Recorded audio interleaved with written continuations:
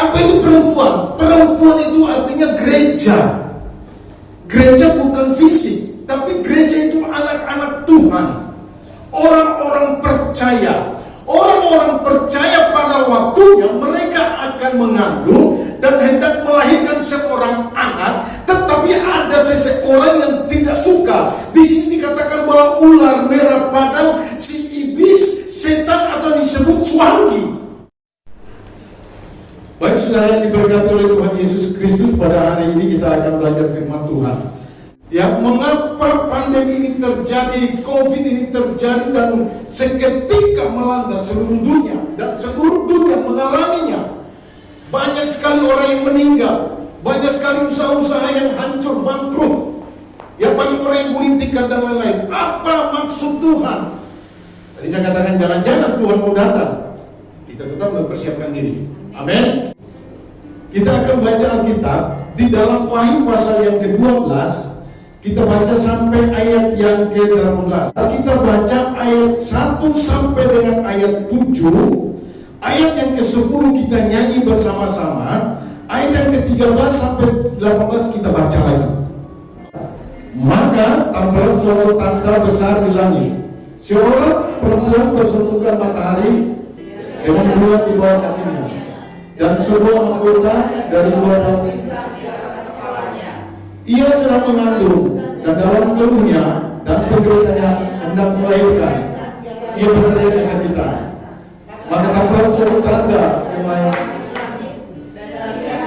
Seekor naga merah padang yang besar, berkepala 7 dan bertanggung 10, dan di atas kepalanya ada 7 mahkota, dan ekornya menyerang sepertiga dari bintang-bintang di langit dan melemparkan ke bumi. Dan naga itu berdiri di hadapan perempuan yang hendak melahirkan itu untuk menelan anaknya. Segera sesudah perempuan itu melahirkannya, maka ia melahirkan seorang anak laki-laki, dan yang akan mengalahkan semua bangsa dengan gada besi. Tiba-tiba anak itu dirampas dan dibawa lari kepada Allah di tahtanya. Perempuan itu lari kepada guru, di mana ia telah diserahkan di tempat oleh Allah, supaya ia dipelihara di situ 1260. Ayat 7. Maka timbul peperangan di surga. Mikael dan malaikat yang berperang melawan naga itu, dan naga itu dibantu oleh malaikat-malaikatnya. Tetapi mereka tidak dapat bertahan. Mereka tidak mendapatkan tempat lagi di surga. Dan naga besar itu jiwa tua yang disebut iblis atau setan, yang menyesatkan seluruh dunia, dilemparkan ke bawah. Ia dilemparkan ke bumi bersama-sama dengan malaikat-malaikatnya. Ayat 10 kita nyanyi. Ayat 10 kita nyanyi. Sekarang lagulah. Oke. Jangan baca ya, nyanyi aja. Sekarang telah tiba keselamatan kuasa.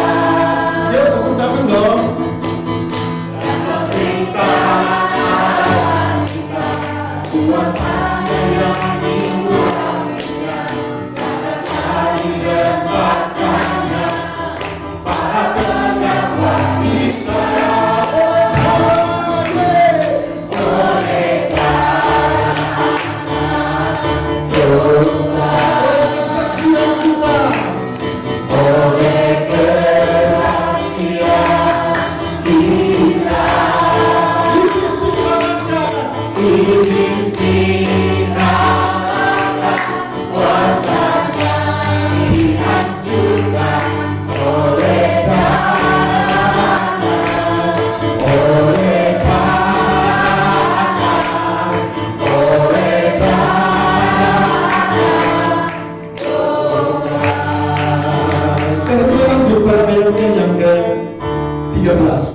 Dan ketika naga itu sadar bahwa ia telah dilemparkan di atas bumi,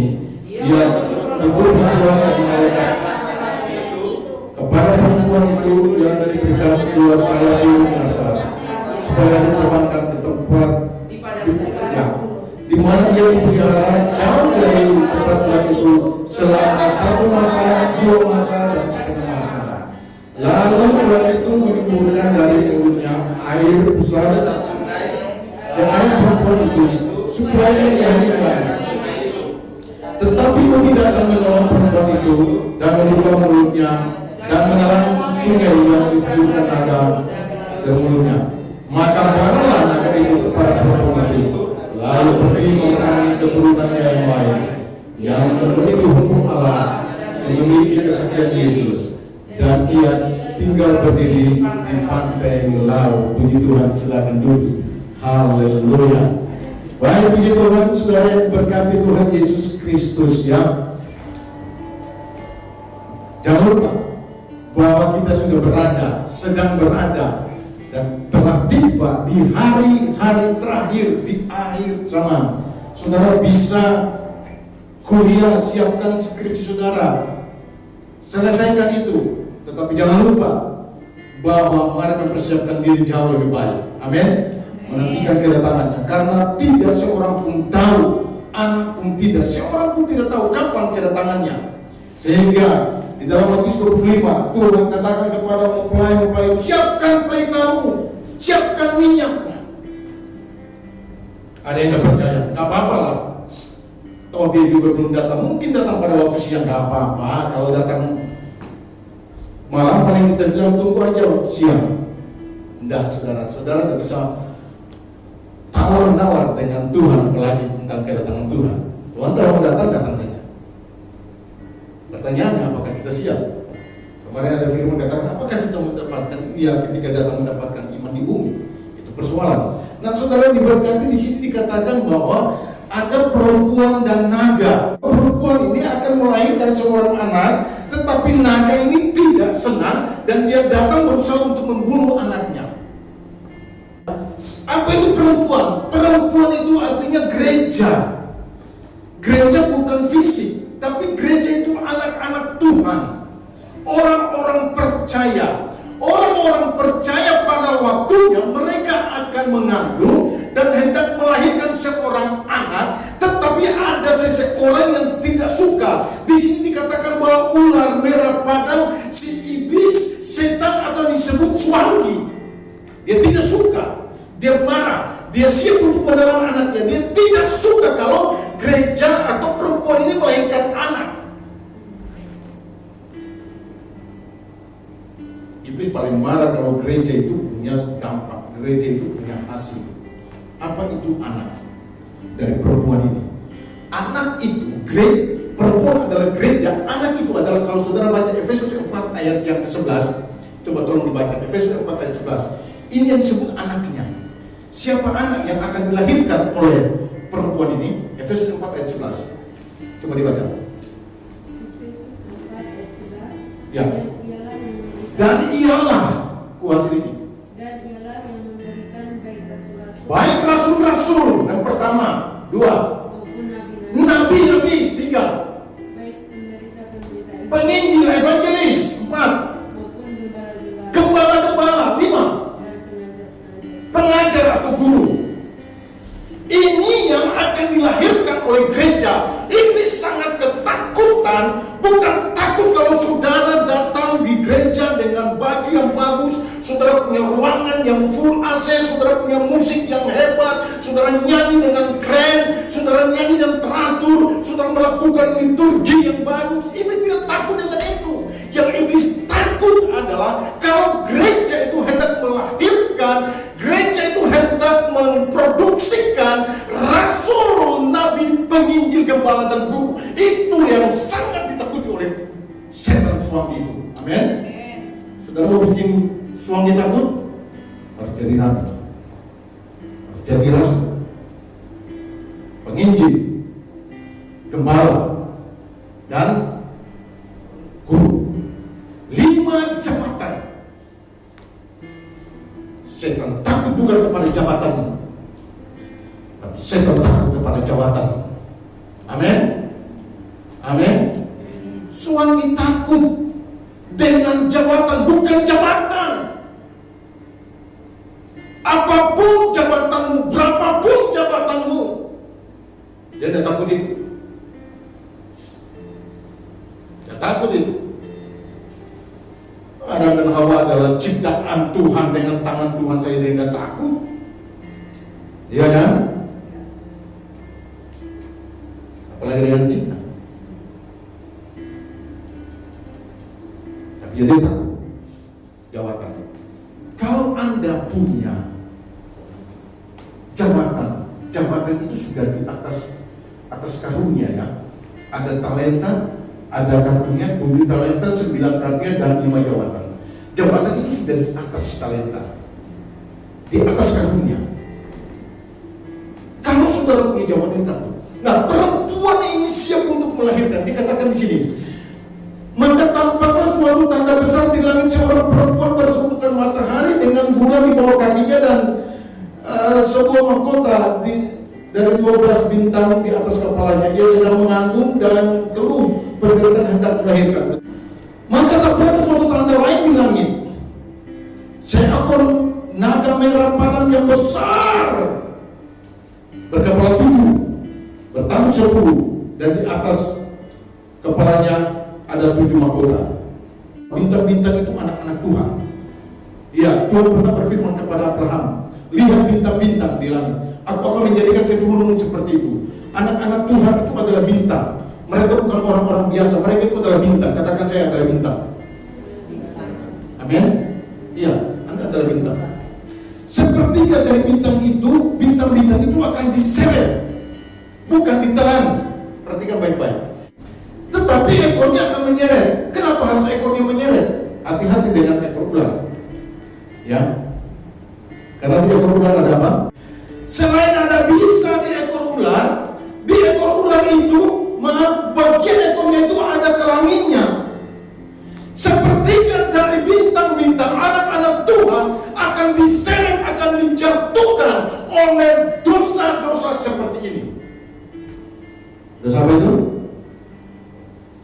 Iya, dosa seks. Sepertiga. Oh, ngeri sekali. Mari kita hati-hati. Amin. Kelemahan kita ada, kita kembali kepada Tuhan. Karena sepertiga dari ekor ular ini akan menyeret. Hati, katakan hati-hati. Kurang keras. 2, 3. Hati. Amin.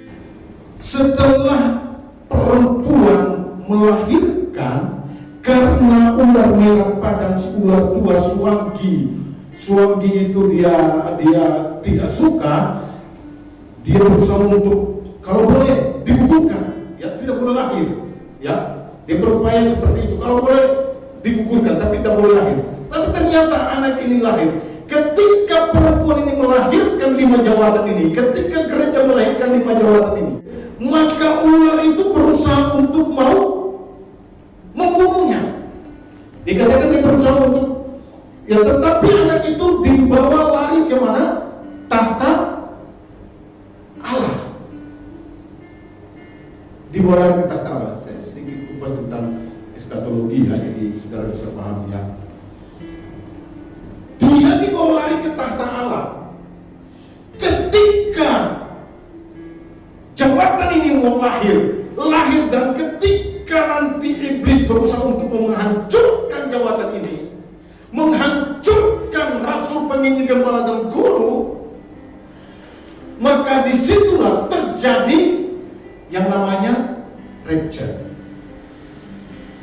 pengangkatan. Tiba-tiba dikatakan maka ayat 5, ia melahirkan seorang laki-laki yang menggambarkan semua yang ada di situ. Tiba-tiba, halo, garis bawahi kata tiba-tiba anaknya itu dirampas dan dibawa lari ke Allah dan ke tahtanya. Iblis mau datang menghancurkan, terjadi penangkapan. Gak jadi. Apa yang terjadi? Dikejarlah ke atas. Langsung Mikael datang. Ada apa? Terjadilah peperangan di udara antara Mikael dengan malaikatnya dan setan naga ular tua ini suam ini dengan malaikatnya. Lalu terjadilah lagu yang tadi kita nyanyi. Oleh darah anak domba kita dimenangkan. Amin. Begitu dibawa lari ke atas, dikejar. Ini ular suam gini memang keterlaluan. Udah terangkat masih kejar, saudara. Dikejar. Tiba-tiba anak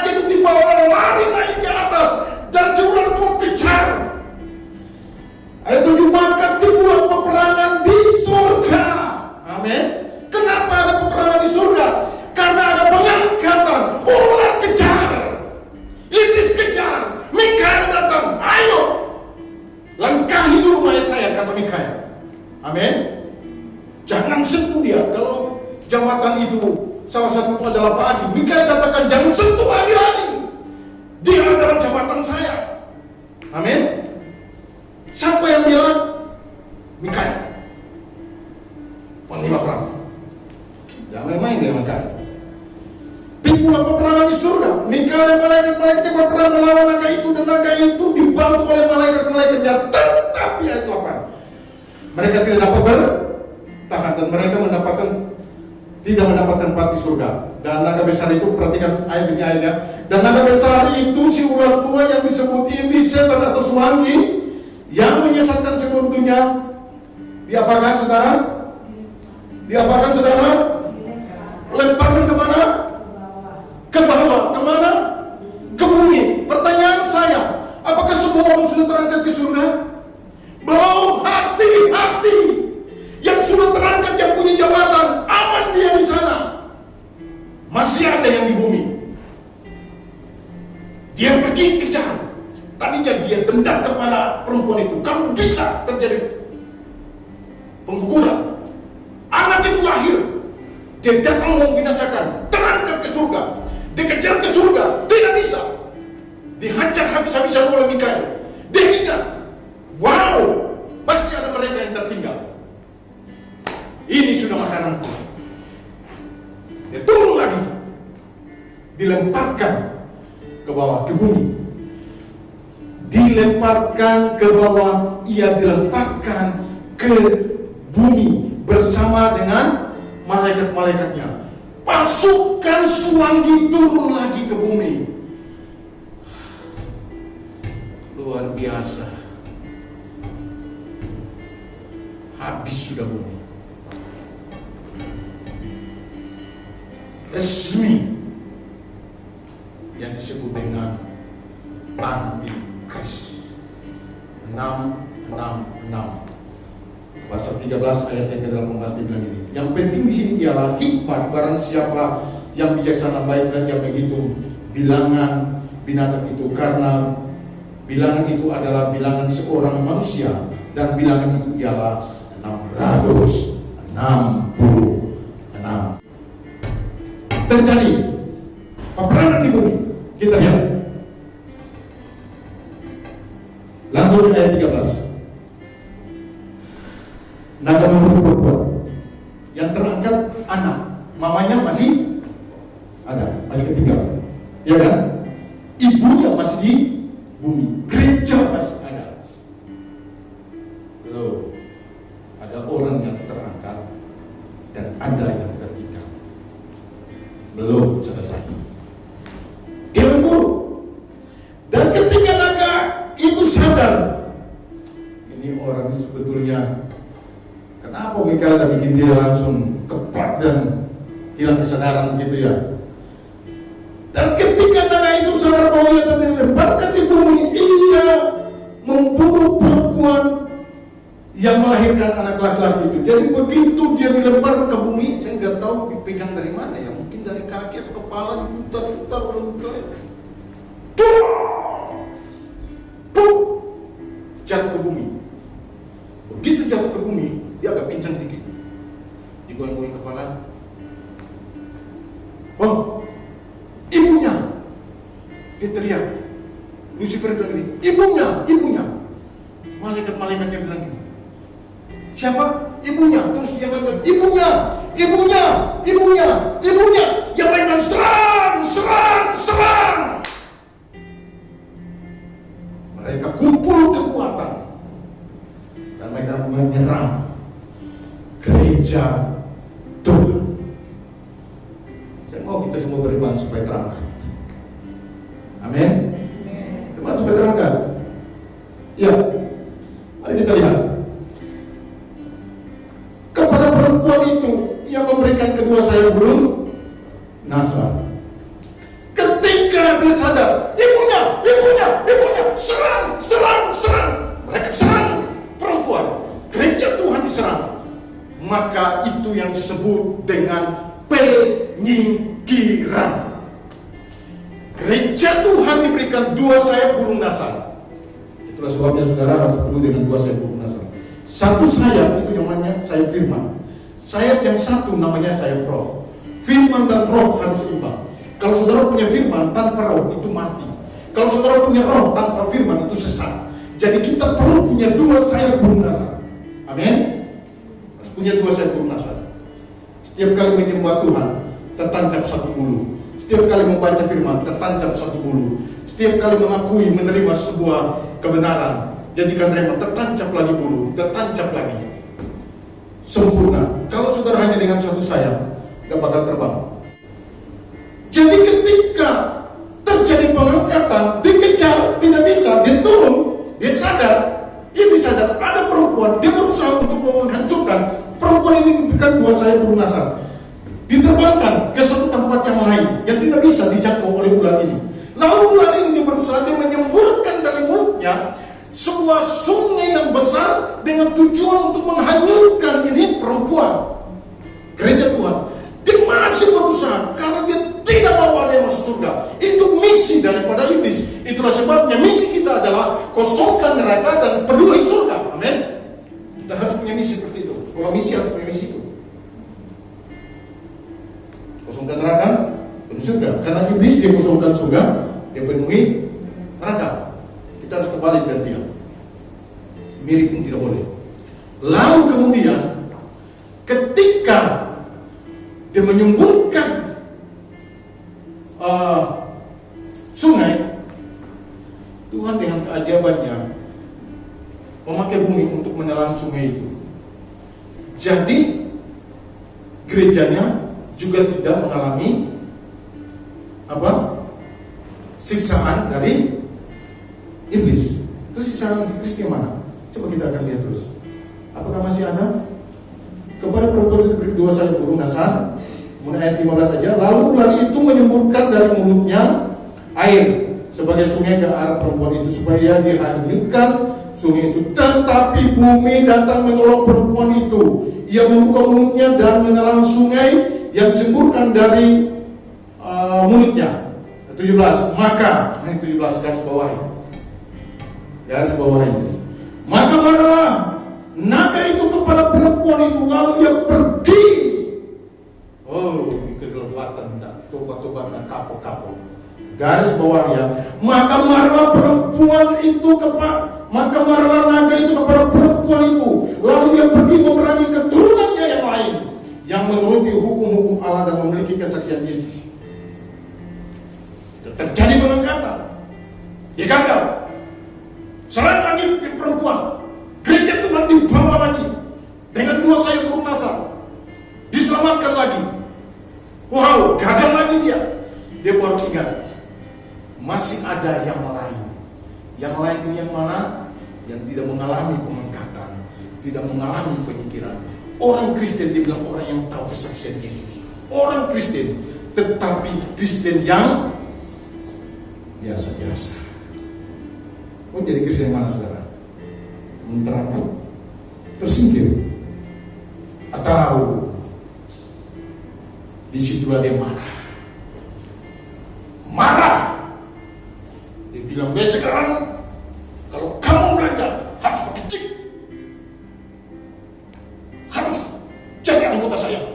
Semua ekonomi saya sudah kuasai, semua agama saya kuasai, semua politik jadi dia kuasai. Agama, ekonomi, dan politik. Seluruh pemerintahan diambil alih jadi satu. Agama diambil alih jadi satu. Dan ekonomi diambil alih jadi satu. Tapi saya punya GoPay, saya bisa pesan. Gak bisa. Begitu Anda pesan GoPay, Anda harus masuk kepada aplikasinya. 666 baru Anda bisa mendapatkan apa yang Anda pesan. Di situlah terjadi penyiksaan selama 1620 hari, 3,5 tahun, 42 bulan, penderitaan yang kekal, penderitaan yang luar biasa. Nah, gereja Tuhan tadi dia katakan di atas, saya potong aja ya. Tadi dikatakan di atas bahwa anak ini akan memerintah dengan gada besi. Kapan itu? Memerintah dengan gada besi pada waktu 1000 tahun damai. Barangkali dengan cepat saudara bisa paham. Kalau yang kurang paham, saudara akan cari ya, tanya Mbak Google, barangkali dia bisa tahu. Yang jelas saya nggak tanya Mbak Google. Ya saya cuma buka Alkitab. Saudara tanya mungkin bisa tahu, saya belum buka. Nah, saudara yang diberkati Tuhan,